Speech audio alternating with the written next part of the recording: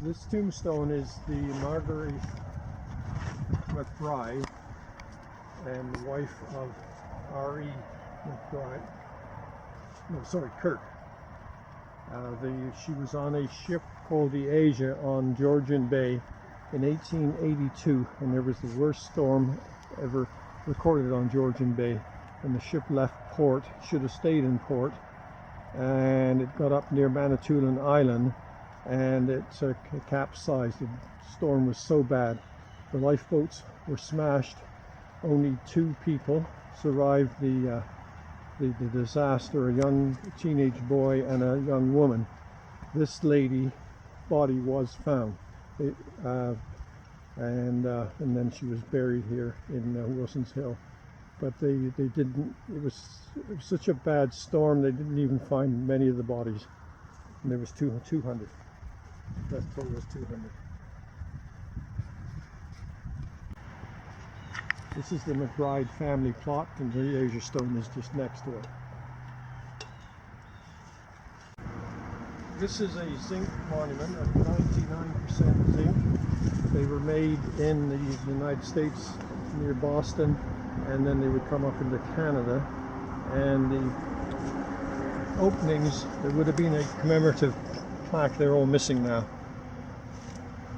But they were installed in cemeteries till about the beginning of the First World War, when the plant that made these, used the zinc, was requisitioned by the government for the war effort.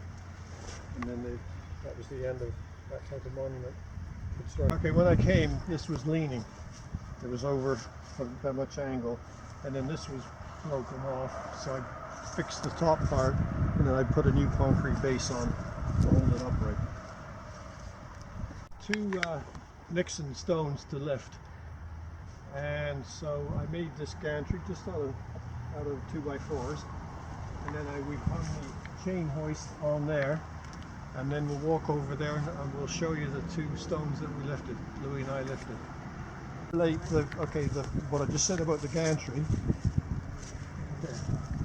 Okay, so we'll just start here. So the gantry that we just showed you, these 2 stones were laying down here. Both off, being pushed off or fell off, I don't know.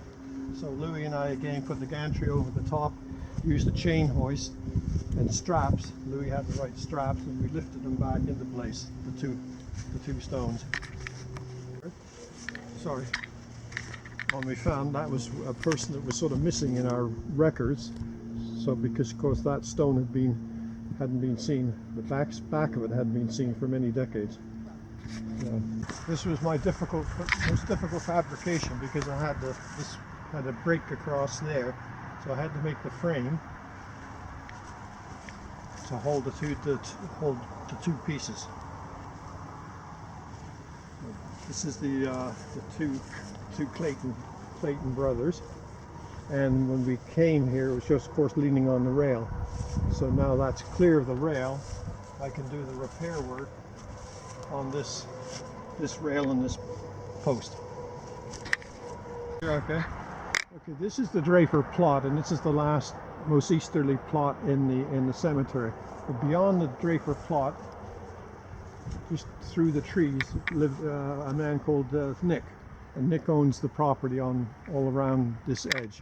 So 2 or 3 years ago, he built us this gate and put the flag up. I have to get a new flag for Remembrance Day, and so then he could just drive Nick helped us over the years cutting some grass, and years before we started, he did some tidying up in here, taking out some of the dead trees.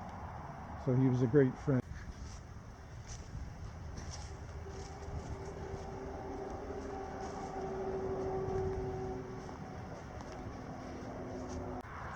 This is one of our heaviest monuments in the cemetery, and what we're hoping to do is the town will pay for the proper reconstruction repair, so that bottom part would have to be lifted up and then pinned onto the top.